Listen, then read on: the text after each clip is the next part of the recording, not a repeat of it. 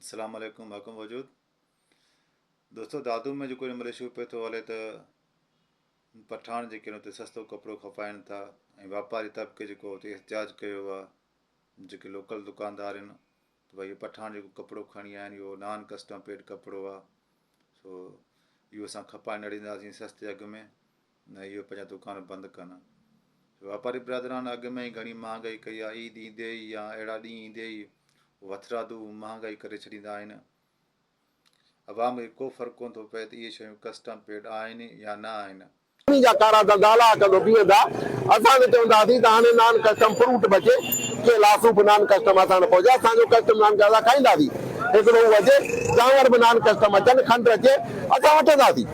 लाचार कहिड़ो आहे जो बुखूं मरी अटो बि नॉन कस्टम असां घुरूं था त उहो बि घुराए थो बाज़ार में लॻे असां ख़रीदारी कयूं इहा आहे।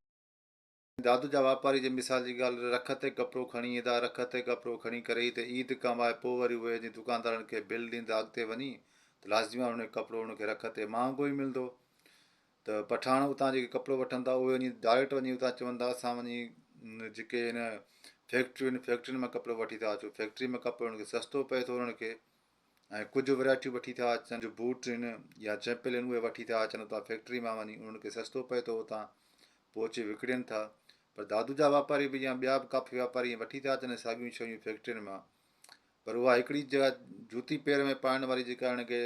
300 में पवंदी आहे उहा 1000-1200 में खपाईंदा आहिनि 1500 में खपाईंदा आहिनि हाणे एतिरो मुनाफ़ो रखंदा त पोइ लाज़मी अवाम त भागी थींदो न त पोइ अवाम खे जितां सस्ती शइ मिलंदी उतां वठंदो अवाम इहो कोन ॾिसंदो त हीअ पठान आहे या मुहाजर आहे या पंजाबी आहे या सिंधी आहे केर बि आहे अवाम खे सस्ती शइ खपे अवाम हिन महिल महांगाई खां सफ़ा बेज़ार थी चुकी आहे सो अवाम खे महिल इहो कोन थो फ़र्क़ु पए त हीअ कस्टम पेड शयूं या नॉन कस्टम पेड शयूं थियल आहिनि अवाम खे रिलीफ खपे जेको हुकूमत रिलीफ कोन थी ॾिए पर जेको माण्हू पाण उतां जा जेके हिन पाकिस्तान जा रवासी जेके मुख़्तलिफ़ ज़िलनि या सूबनि में शयूं खणी वञी विकिरो कनि था हुन ते वापारी तबिको एहतिजाज पियो थो करे हाणे असां बि इन ॻाल्हि जा हामी न आहियूं को अफ़गानिस्तान जा माण्हू अची सिंध में शयूं खपाइनि या सिंध में अची रहनि या सिंध में अची उते पंहिंजूं जागीरियूं वठनि या सिंध में रहनि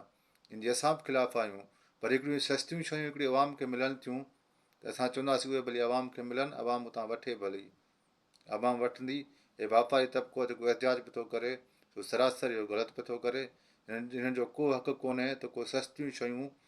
अवाम को माण्हू अची विकिणे उनजे ख़िलाफ़ु अची एहतियात मुज़ाहिरा रिकॉर्ड कनि या पंहिंजो मन मस्तियूं कनि सो अवाम हिनखे सम्झी चुकी आहे पर अफ़सोस सां चवणो पए त असांजे दादूअ में शैतान सिफ़त वापारी जेके उहे खुली चुका आहिनि ऐं उहे ग़रीब बेसहारा माण्हू मिस्किन जिन खे सस्तो कपिड़ो मिले थो उन्हनि जो उहो कपिड़ो बंदि करणु चाहिनि था जेके सस्तियूं चोंपड़ियूं मिलनि थियूं उहे बंदि करणु चाहिनि था।